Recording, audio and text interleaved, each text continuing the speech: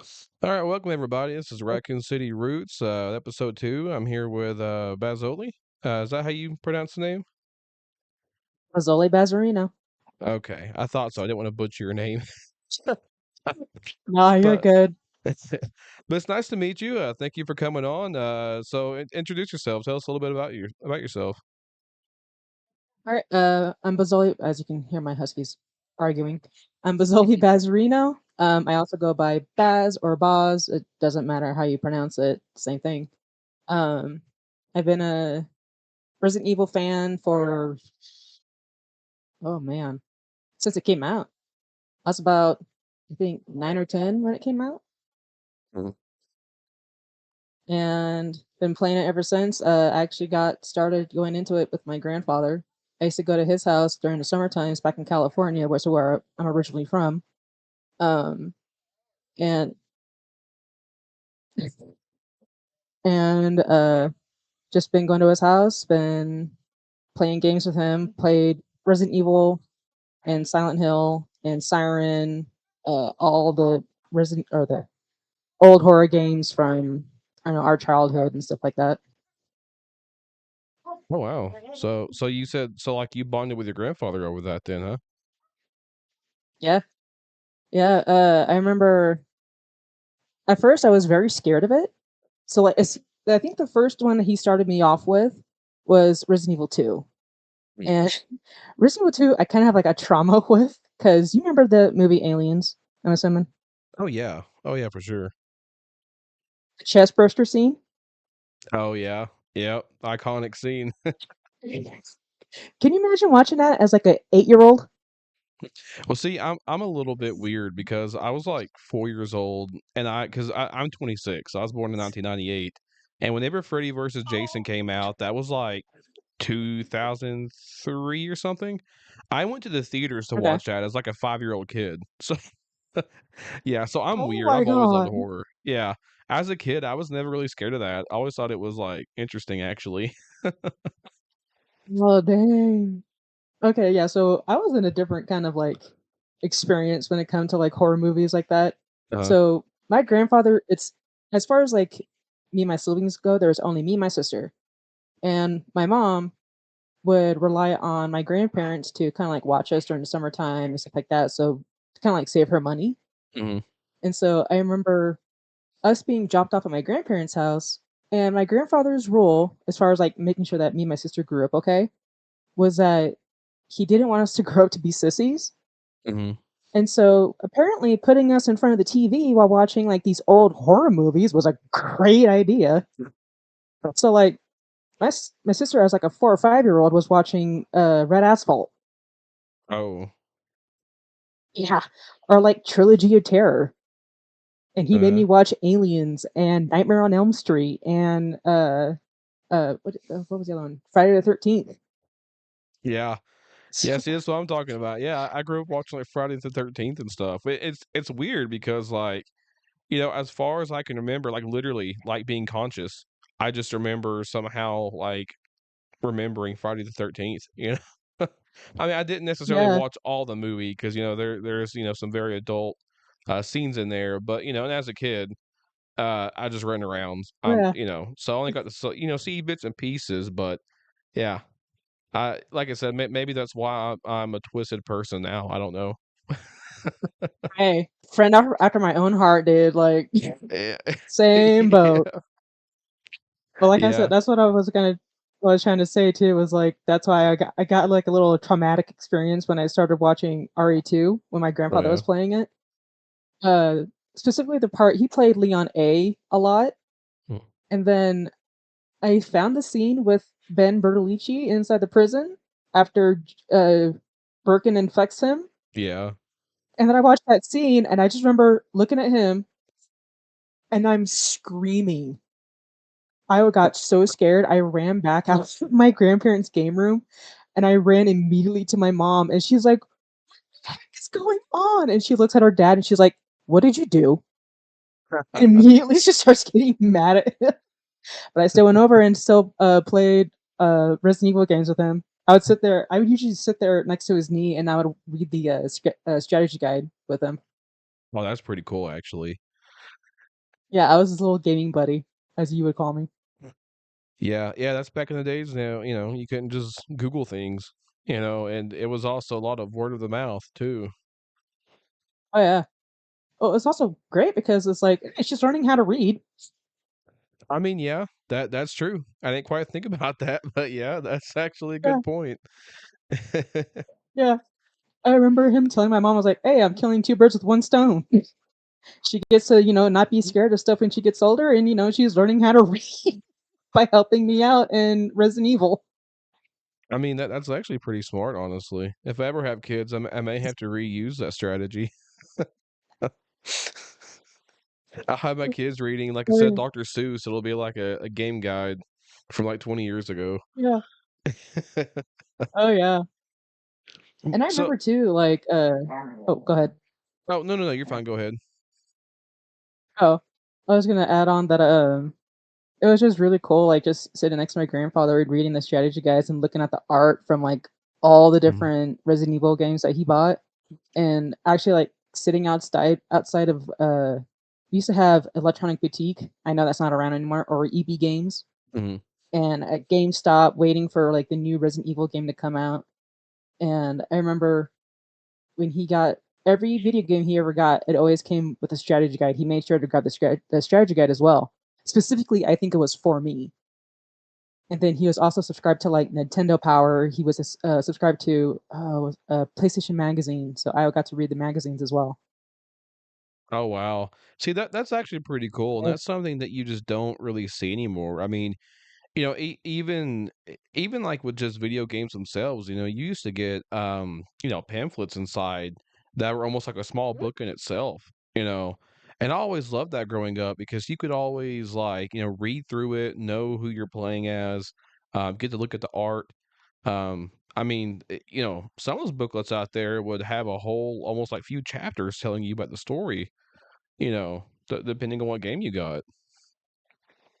oh yeah, and then G4 came out, and I started watching X Play and Attack of the Show with him too. Yep, same. Yeah. I miss that. I miss that channel so much. Same. Whenever it came to you, obviously, sharing memories with your grandfather or whatnot. I mean, you kind of already answered this by default, but what kind of like nostalgic memories do you have with the game? Nostalgic memories of the game, I would want to say is I'm probably gonna get some hate for this, but in Resident Evil 3, the water puzzle, Mhm. I actually love that puzzle.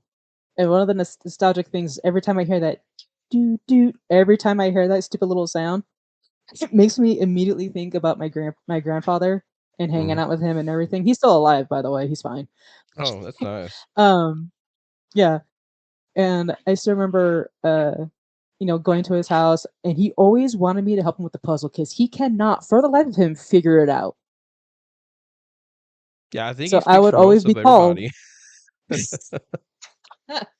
I love it. Like I love that puzzle. I don't know why. It's the weirdest thing ever, but I would always go over there every time he called me because he would play Resident Evil 3 and he'd be like, "Hey, Miha, I need your help." I'm like, "Okay." So I'll go over there and I'll help him out and I'll do the puzzle for him in like 2 seconds and I'm done. I'm like, "There you go. You can finish the game now." That's actually So that'll be pretty like cool. my Well, how did you figure it uh, out though, to where like it stuck with you that much? it's matching shapes. That's all it is. I remember the ink ribbon. Kai, he made a video about it a while back ago, pretty much being about that, like how Mhm. simple it is. I can't remember it. It's Yeah. been a long time since I've watched it, but I may need to go back and take a look at that because yeah, that puzzle drives me insane. Because I know there's like some of the speedrunners say like, "Oh, it's high, low, high," or something like that. And I'm like, "Huh?" Like that's confusing to me. Mhm. And then when I was like, "Oh, I just match the shapes on each of the things, make sure everything lines up, and then press go, and it works." I'm like, "Okay." But it definitely tested your depth perception, especially with the older games. Mm, It bugs me so much, like because Resident Evil 3 is my favorite game. It's my favorite RE, I should say. mhm. And that stupid freaking drawer inside the police station when you're trying to get the stars key. Ah, It's like, yeah. okay, I'm right where the stupid light is, but you have to go further into the back to actually press it. I'm like, come on, X. Yeah. So Yeah, no, your sense of th vision is definitely tested. yeah, and, I'm actually playing Silent Hill 2 for the first time, and that game drives me insane because I feel like because it's a lot darker, it's even worse than Oh Resident yeah, Evil. I'm like, "I'm right in front of this door, like, just open." Uh, yeah, yep. that game has really tested my puzzle solving skills as well because it's not as cut and dry as Resident Evil is. But Oh yeah, wait, I mean, no. I know what you mean. Like, there's some times where I wonder, like, man, I wonder how some speedrunners have really been able to know, like, okay, you need to stand exactly right here. Because in some of those classic Resident Evil games, you pull out your inventory, you grab a key to use it, and it's like, oh, you can't use this key right now. I'm like, man, come on. Hmm. I'm like a centimeter away from the door. Like, yeah, I I was I like, know yeah, what you that's mean. you have to have like a key ring or something. It's like just so you can go around and be like, okay, not this key, not this key, not this key. Yeah, exactly. Well, I know you said that Resident Evil 3 was your favorite game, but what was it about Resident Evil 3 that always made it your favorite? I feel like I could explore more of Raccoon City versus like just being in the police station like majority of the game or instead of a mansion. I was able to explore an entire city. And I thought that was like really cool. Yeah. Oh no, I still feel the same way. It's strange because in retrospect, the map isn't that big, of course, compared to today's standards, but even Right. though that a lot of those streets were laid out the same, they were all so different. And I Oh yeah. hated that so much about the remake because you just only get to explore like maybe a few roads. I mean, and I love Resident Evil 3 for that because you really get to feel like you're in Raccoon City. Oh yeah. No, it was actually really cool because one of my friends, they were like very big on the lore of Raccoon City and Resident Evil as a whole, and it was actually pretty cool, like finding out what street inside RE3 connects to the streets in Resident Evil 2. And I was like, what? That's so cool. That's So actually like yeah. yeah, because I think it was the street that you get right before you encounter the parking garage where you find the cable and everything, Mhm. where you see that wrecked bus. Yeah. That's that's the same street that connects right in front of the RPD, Really? I believe. Yeah, I have to double check, make it, and ask them like, "Hey, did I get that street right?" But yeah, that was supposed to be the same like street that goes right in front of the RPD. That is so cool. I didn't know that. Yeah, The only thing I knew about, and I only knew this again because a guy, Inkribbon, he makes all kinds of really interesting, like little hidden Easter eggs and whatnot. But he made a video about pretty much, and it's at that specific camera angle right whenever you get to the cable car. If you actually look in the back, you can see the tanker that blew up at the beginning of Resident Evil 2 in the cop car as well.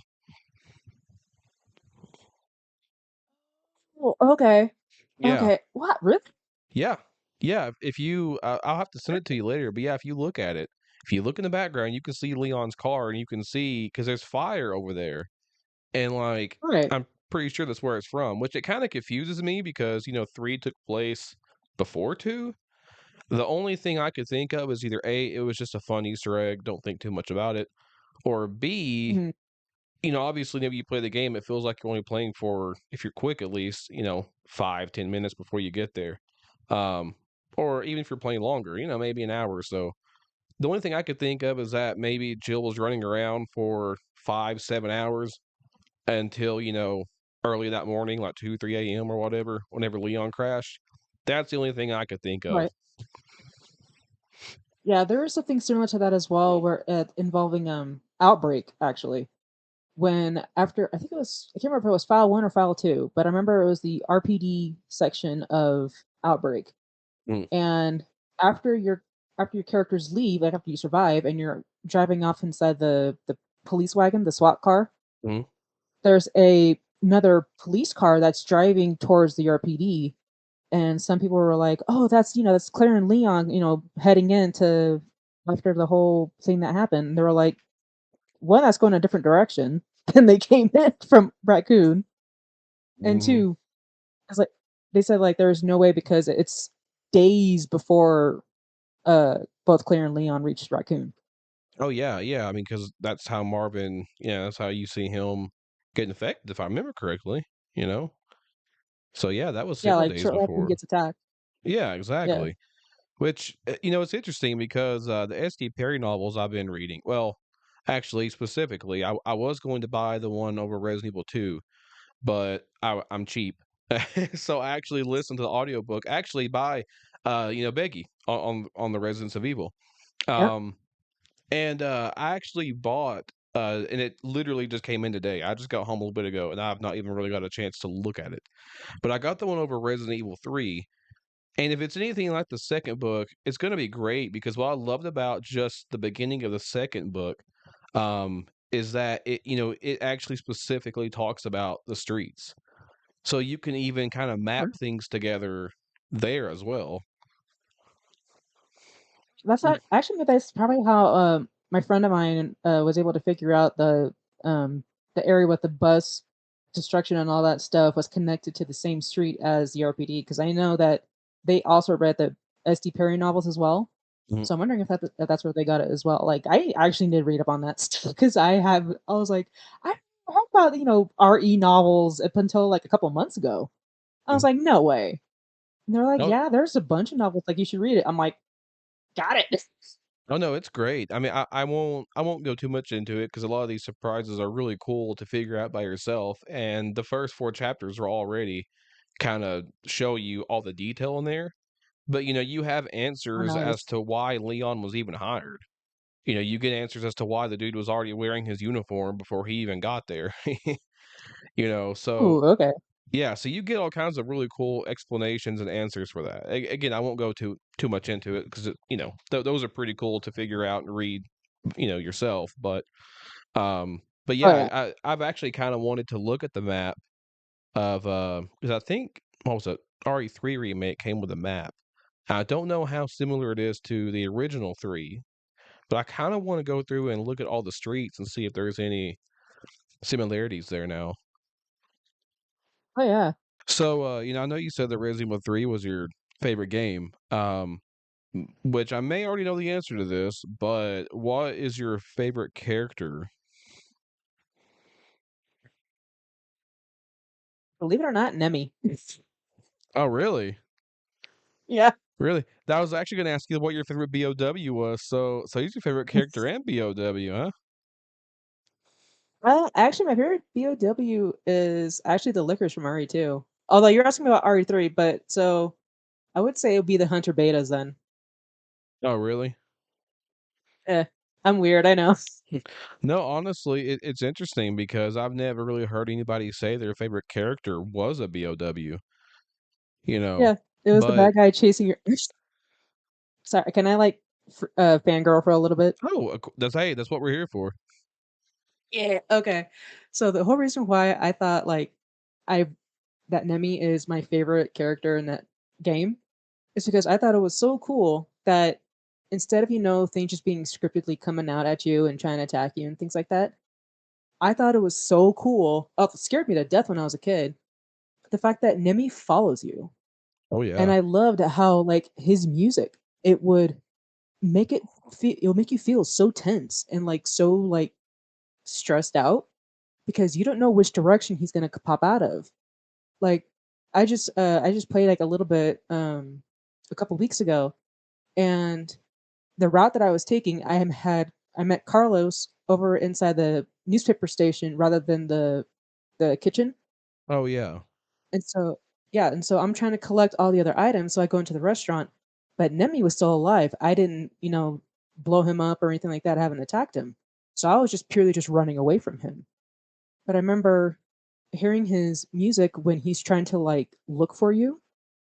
I'm inside the restaurant and I'm wandering around. I kill the zombies and everything, and then hear stairs. I was like, "Is he gonna follow me in here?" So I'm freaking out, but he never came inside, and I was like, "What the hell's going on?"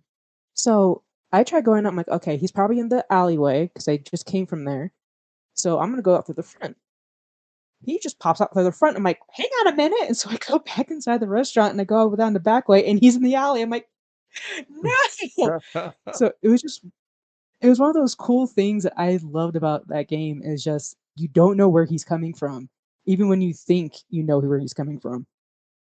Yeah, and honestly, I completely agree because I've always considered Nemesis a character as well. I mean, Mhm. because to me, he's kind of like, well, interestingly enough, we were kind of talking about like Friday the 13th earlier. To me, he's kind of like Jason Voorhees. I mean, granted, Ah, Jason Voorhees, let's be honest, he's more so of a monster. He's not. It doesn't really have a big story here. It's pretty straightforward. But yeah, that's true. just by him being who he is his character. Like Mhm. chasing you, showing up, and if he's there, you're screwed. And that's the way I've always viewed Nemesis. It's like that he himself is his own character, if that makes any sense. He doesn't need any lines, he doesn't need any story. I mean, to me, the lack of story is kind of what makes him very creepy. I mean, we only know a little bit of how he was created, but I always also love the kind of the connection with the parasites. Like Lisa Trevor had the NEA alpha Oh yeah, parasite. Then of course he got it, which I did love how they kind of retconned in the full remake how Luis kind of um, more or less brought the idea back to Umbrella. So I thought it was pretty cool how you kind of see the whole parasite thing kind of go full circle, and that made me love him even more, which I didn't think was possible because I've loved Nemesis since I was a little kid. You know. oh yeah, I know. It's actually pretty cool because I remember I forgot what store it was, but Resident Evil 3, like my grandfather was also a big fan of it, even though his favorite is actually RE2. My grandfather loved RE2, but the only figures or figurines that he has of Resident Evil is Nemesis and Jill from RE3. And he still has them. They're still at his house. I think I know which ones it probably is. It's probably the Moby Dick or the what was it, Palisades? I think is what it was called. Can't remember the actual brand. I'm gonna have to ask him again. But he has like the big figure of Nemesis, and it's Oh. so cool seeing because he's in that walking animation kind of, Hmm. and so he looks so menacing. He has like his hand is like just open, and he's about to get ready to attack. I'm like, oh, that's so cool. And I remember my grandfather like telling me I can't open the box. I was like, oh, because I wanted to play with it so bad.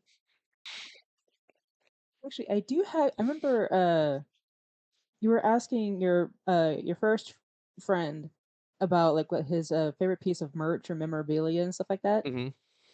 So I do have something. It's homemade, but I have to go inside my closet to go and grab it. I'll be right back. Oh yeah, for sure. Yeah, right back. So, as people may also know me, is that I'm also an artist. I Mm. also have a hobby. I like to do like crafty things and sculpt and stuff. So I have three things that I currently made. One of them is a still a work in progress. He's not completely done, but Oh, not sure that if you can looks see that or freaking not. sick. Oh There's a wow. liquor. Did you I mold just have that to find a yourself? way to get his. Yeah, Whoa. I used a Sculpey clay. Dang. That is amazing. I honestly at first glance I thought it was like resin or like 3D printed or something. Oh I man. just me being a very like detailistic freak when it comes to sculpting, but like even his brain, I don't know Yeah, if and you the really catch it. teeth. Yeah, the teeth too. Oh, that is so cool. How are you gonna do Yeah. the tongue? I don't know how I'm gonna be. I have to, I guess, get like a little drill and probably drill down some like wire or something, and then make the tongue separate, Uh-huh. and then super glue that inside its mouth, and then try to build it from there. That looks I just have to make amazing. that some. That looks so Um, cool. How long have you been working on it? uh, Zicker took maybe a couple hours or so. with all Really? the detailing and stuff. Then baking it didn't take too long. So yeah, just like a few hours. Oh, wow. Have you I mean, are you gonna make any more or, like, any kind of other, BOW? But you mentioned that. Whoa, now that's amazing. Yeah, I mean that's my first one. Oh, that's your It's my first first attempt one? at Tyrant.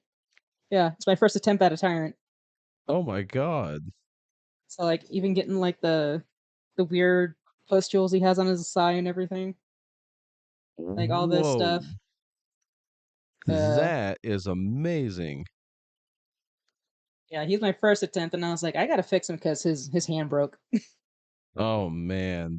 Well, see, that's pretty cool because if you know how to sculpt and something breaks, you can just make it again. Yeah, that's true. I have to get some different kind of clay or something that's more stronger because I think this was made with paper clay. Mhm. So like that kind of like the Play-Doh stuff you get as a kid. Yeah, I know what you're talking So about. so it's very like brittle, but like this guy, the liquor, he's made with Sculpey, which is more. I think it's a kind of like a plastic base. So when it's Hmm. done baking, it's hard as a rock Yeah, versus like I've messed around with clay some. Of course, it was that really crappy, Walmart kind. It kinda kinda like what you're talking about, where, like, it was just kinda flake and snap, you know? hmm Because I tried to do some now, not necessarily sculpting. That's one skill I don't have at all, but, I tried to use it for, like, customizing figures and whatnot, and I just couldn't get it to work. Uh, but wow, that's incredible. I mean, do they have to have stands, or did you make them where they can kinda stand by themselves? they would have to have stands or something inside it. I was trying to make a diorama for some of these to either have it be like, oh, he's inside the police, like having this guy be inside the police station, inside the basement, actually. So trying to like um, make just using foam or something like what people use for miniatures for like D&D when they do Mhm. D&D games and they have like houses and the towers and things like that. I would watch them and get inspired and be like, oh, I can do it this way. So that's what I've been using. I just find, random doohickeys and doodads in my house and being like, all right, I can build this. Like right now I'm working on a little tiny model of the Dead Factory, specifically the area where you fight Nemesis final form. Oh, nice. So the place with the rail cannon and the battery packs, and I was gonna Mhm. have an itty bitty little Jill trying to shoot at the final form Nemesis. That would be freaking amazing. See, because it's funny you mentioned, like, miniatures and stuff because, I'm a pretty crafty person as well. Like, well, I was gonna say, like, I like to play music, but I don't play music nowhere near as much. I suck at guitar now. I made a video on my channel, like, a really crappy sample, and I felt so embarrassed because 'cause I'm like, "Man, I suck now. I used to be so good." But I actually, took up, painting a couple years ago, and I have the Okay. Resident Evil, 1, 2, and 3, miniatures. Oh, nice. And that board game, I mean, Nice. I've never really played board games before, you know? I mean, I played the Walking Dead board game and I loved it. Then I got the Resident Evil board games, and man, they are so good. And those little miniatures have a lot of detail. Oh yeah. Oh yeah. No, like a couple friends of mine and I, we play D&D as well. And back when Uh, we used to do tabletop, because we used to have like sessions over at my apartment that we used to live at, and we would have like little miniatures of ourselves and things like that. And I loved painting, and they're like, "Hey, Baz, can you paint this for me?" I was like, "Yeah, sure, I'll paint it for you." So I would yeah. like start making for our game, and my friends liked it, so I was like, "All right." So I kept it, kept crafting and stuff. And I have one more figure that I did. Whoa. Now that one's probably my favorite because you even got, like, the facial features right and everything. Yeah, I was looking at a photo, trying to make sure that I got her face and her ponytail and stuff right. She's supposed to be holding a gun, but the gun's not done yet. Oh, you're even gonna sculpt the gun, huh? Yeah, I used what's that stuff called? It's the same stuff that's used for like PVC piping, but people use it for like making models. I think I So know what you're like talking miniature about. guns and stuff like I can't remember the name of it, but they're sheets, and you can get them at, like, hobby stores for, like, $5. Wow. I love the color you use because it's not necessarily like vibrant as a video game, but it looks a lot like realistic. You know, it doesn't look like a big Yeah. bright red. Yeah, I made sure to, like, get her dirty and stuff like that, like she's been through, like, fights. Mhm. So I tried putting, like, some blemishes on her legs and putting cuts on her arms and things like that to look like she's actually been in, like, actual survival situations. That is amazing. I don't know how sculptors like do that. I don't know how you guys get like facial features down just right. That looks amazing. A lot of art school practice helped. Oh, so did you actually go to art school? Yes, I did. Oh, nice. Yeah, I have a Yep. friend of mine. I think he's going to art school right now, and you know, he kind of knew how to draw some before, but going there, Mhm. like he showed me like his before and afters, and now he can draw. I mean, beautiful, and it's nuts how much you can learn doing that stuff. Right, I've had like you see, I'm sure people that, including you, have joined my X or Twitter, you want to call it, account, Mhm. and I have my art on there. But most of the time when I'm working, I usually do pixel art. So people see the pixel art, they can also see uh my 2D regular traditional art and my digital and all that stuff. And that's I've always loved doing that. I've actually gotten into that just because, through my grandfather, Resident Evil, Silent Hill, Mhm. wanting to draw monsters, wanting to draw, all these characters and stuff and different things from different video games. And as I kind of like I wanted to go and do that as like a profession. So that's why I wanted to go to art school, and I wanted to specifically get into game design Mm. because I wanted to try making something like that. Wanted to make the games that I grew up with so that Yeah. I can share it with, like, be like, "Hey, grandpa." That's the one thing I wanted to do. My main goal was to make a video game that was scary enough to scare the crap out of my grandfather, who was never afraid of anything. And I'm like, that's a goal now. That's some sweet, sweet revenge. Yep. It's like revenge time, man. Let's go. But, you know, Yeah. what you know, so obviously, you know, you've been playing the games for a long time. So, like, you know, where exactly do you wanna see the series go from here? I mean, because we've already tapped into, like, zombies, you know, we've tapped into, parasites, obviously, and oddly enough, the sort of supernatural now, you know, with the mold in a strange way, so, like, where do we go from here exactly? Okay. I thought, honestly, way back in like in 2006, 2007, I thought RE5 was done. I didn't realize they were going to start making more after that because I figured once Albert was dead, Mhm. cut and dry, that was it. But then they started making more games, and I'm like, what's going on? And then with 9, I wouldn't be surprised if, one of the main characters ends up, kicking the bucket and Mhm. that being like it. It's like, this has been going on for a long time now. Like, honestly, I didn't think it was gonna go on this long. I mean, I'll still be down if they tried doing, like, more, but from a different perspective. So it's not so much, like Chris, Jill, and the people, like the main people, Mhm. but things like Outbreak, where you're not looking at, the main characters. You're looking at people from like POVs from just normal everyday people that just happen to be stuck in a bad situation. Yeah. And I think that's kind of what they did with 7 in a way, with like Ethan Winters and Mia and uh, Rose from Village and things like that. And it's like, okay, yeah, that's a different perspective. But I know people were saying like, I didn't really feel like Resident Evil because there was no zombies, there wasn't none of this or anything like that. There was nothing that was tying it together. Mhm. So it's also kind of like a damned if you do, damned if you don't kind of thing. But honestly, as far as like with how things are going now, I can see like a main person like, no longer being with us. Yeah. And, you know, I know there's all kinds of rumors surrounding it too, but I mean, even realistically, even if that rumor wasn't going around, I mean, to me, the most obvious choice would be Chris. Um, if I was in charge, personally, Mhm, I would either do one of two things. And I think I mentioned this some on my first episode of Serving Zombies, but I think that like the biggest problem with Resident Evil is that besides Wesker, um, we don't have any compelling villains to really like have the privilege of killing off somebody. Um, mhm.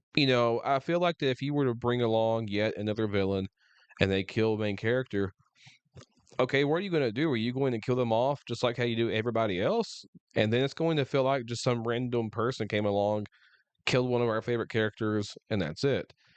Whereas I feel like that if you had a character that was built up, at least similar to Wesker, I mean, give us at least a couple games, um, Mhm. then let them do it.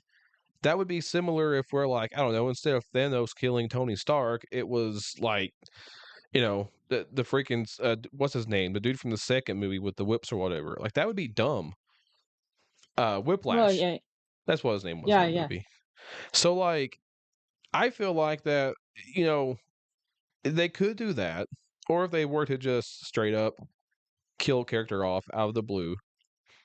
I think that the best way they could do it would be if maybe they killed Chris, and for once, maybe that villain stays alive, and possibly the next game, the Stars members reunite in honor of Chris, and maybe they try to take down that person. And I mean, I feel like that they have kind of tested the waters with Ethan Winters, a new character coming along.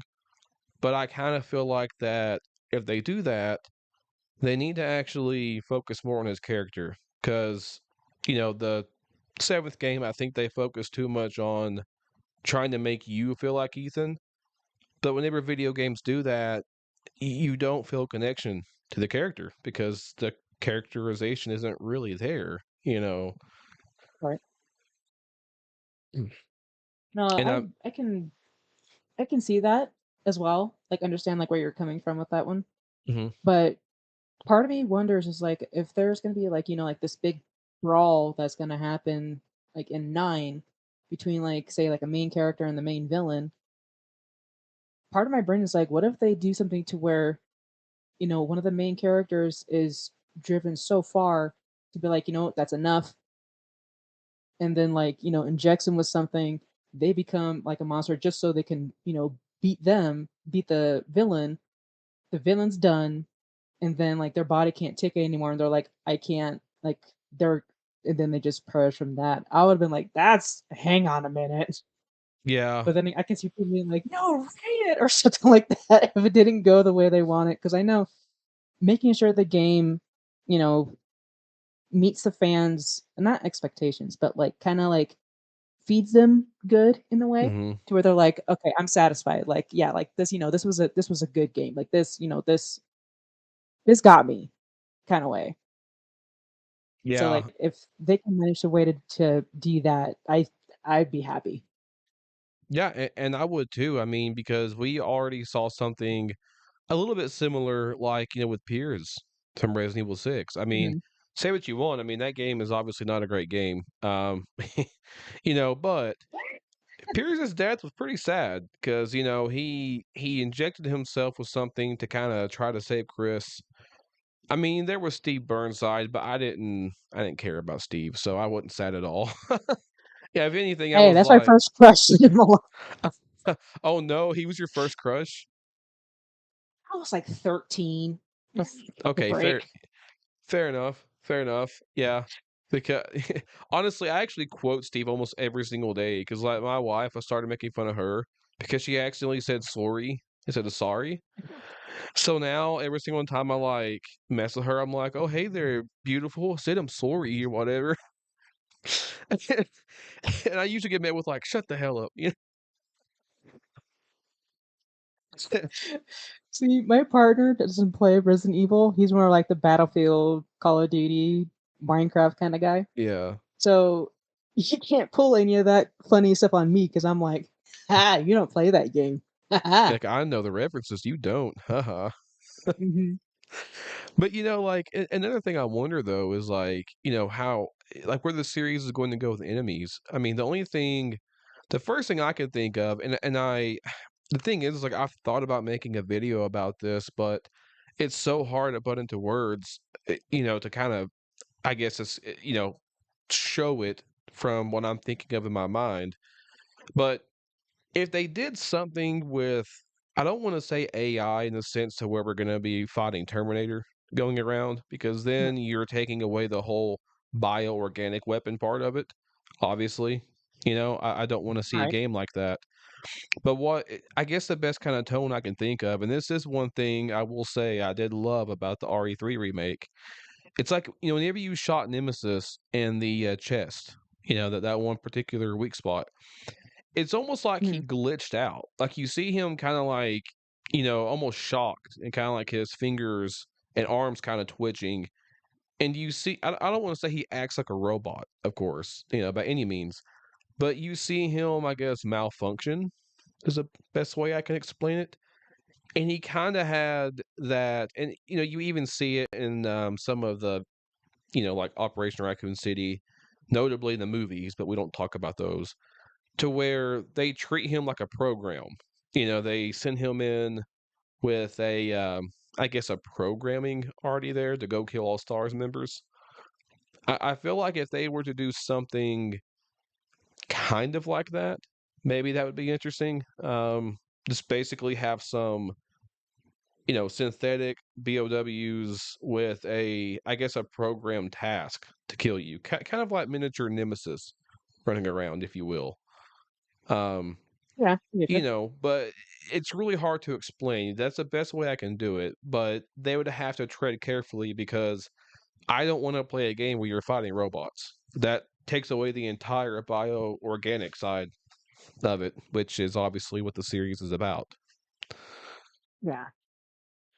No, I can definitely see what you mean there, and in a way, like, as far as, like, with Nemesis and, him being controlled by something, because like, there has to be some form of, like, mind altering thing that's happening, not just, just him being infected with the parasite, but it also feels like with, like, how many modifications and how he has, like, a looks like a pacemaker almost that's beating his heart for him, and I Mhm. know it's supposed to be technically I think that's pumping more virus or just recirculating it in through his body, just like to, to make sure he's under control, so to speak. Mhm. And then once that's gone, that's the spark that you start shooting him. That thing that pops out of his chest when he's laying down on the ground, as when he's that. I think they called it like dog nemesis, or what you want to call it. Oh It was yeah. weird. But like when you're in the clock tower fight and you see that just random, just face hugger, just popping out of his chest almost. You're shooting that, Mhm. and yeah, how you said like it freaks him out, but it's also like a second brain, to where it's like that's what's trying to protect him. Because like you try shooting his head, shooting the head didn't do anything. If you shoot him there, that's what actually gets him, and his whole body just starts freaking out because that's the spot that's supposed to be protected. Yeah, exactly. And they could play on it like, well, at the end of Village, we see that infected BSAA soldier. Yeah, A lot of people have theorized that maybe they're trying to clone Chris because it was the same face model. Of course, that could have just been a reuse asset type of thing. But that's what. Yeah, that's what my head was going towards too. Like it's a reused yeah, asset. Work smart, not hard. exactly. But if they ever were to theoretically try to do something like that, they could always make something. Um, well, like, okay, even movies like Terminator, or heck, even now real life, you see some companies trying to like recreate human faces, human bodies with robots. Um, Yeah. if they try to essentially, I guess, in short, try to kind of copy Chris by making a sort of AI-ish body, but they make it into an actual bio-organic being, I think that would be an interesting kind of twist to where it's not necessarily a robot. You're not fighting the Terminator, but you're fighting something that, like how you said with Nemesis, kind of has a secondary brain or a secondary kind of source of life. I mean, well, Mm. ironically, in 8, you kind of did see these weird robot-looking things walk around in Heisenberg's factory. You had to shoot them in the chest or whatever. Well, yeah, yeah. Which I wasn't really the biggest fan of that enemy. You Mm, know, yeah, I remember, and I remember the controversy with the weird helicopter thing that was chasing you, and you have to like shoot him in the back of the head for him to explode. yeah. And someone said like, "Oh, that was taken from that from a very like a it was a independent film. I can't remember where from, but it looked very similar to what Oh, he it did. It was." looked almost And I was- exactly like it. Yeah, and I was like, I'm not the creator, so I can't really put my 2 cents in there." Yeah. I mean, the only other option I can see is if they tried, which of course is what the rumors are stating, is try to kind of dive into more folklore, like the Goat Man, which I Mhm. think was a rumor going around.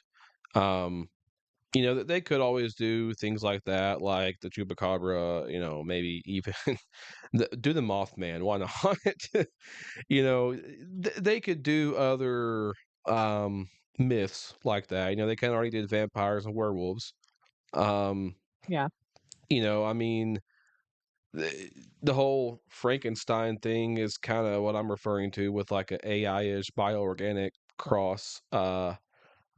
But I feel like they're kind of running out of ideas at some point. I mean, unless they cook something up, I'm just not thinking about. But you kind of see the trend in the series to where they kind of go in trilogies. The first trilogy was kind of the zombies and monsters. The second trilogy, 4, 5, and 6, was more of a parasitic type of creature. 7, 8, and I don't know about 9 yet, obviously, is weirdly kind of paranormal ish with witches and vampires, Um, so yeah, it kind of makes me wonder what are they going to do next? yeah.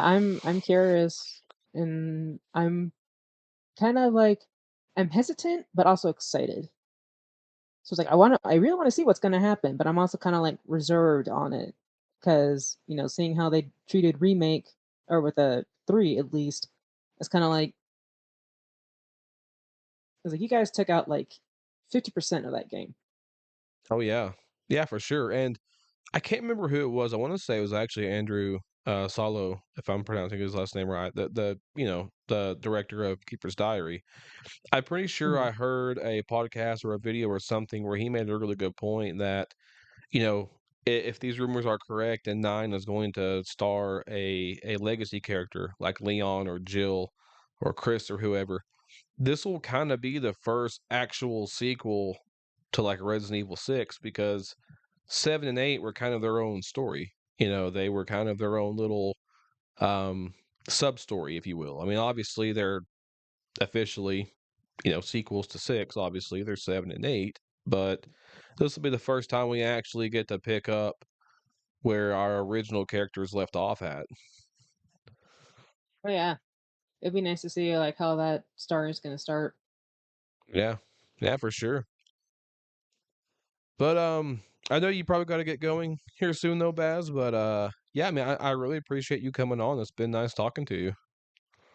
Thanks for having me. Yeah. So before we head off, where can people find you? I'm on X or Twitter. I'm on Discord. Usually you'll find me on YouTube. I'm on Twitch as well. I'm almost everywhere, but I'm also really busy right now, so I can't really like hang out with people as much. But Mhm.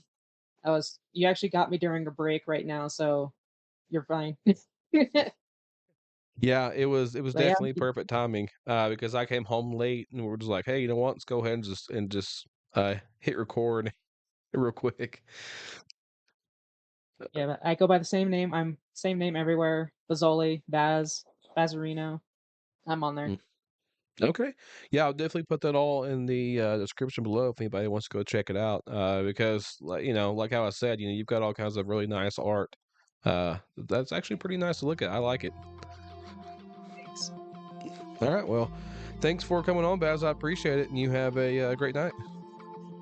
You too.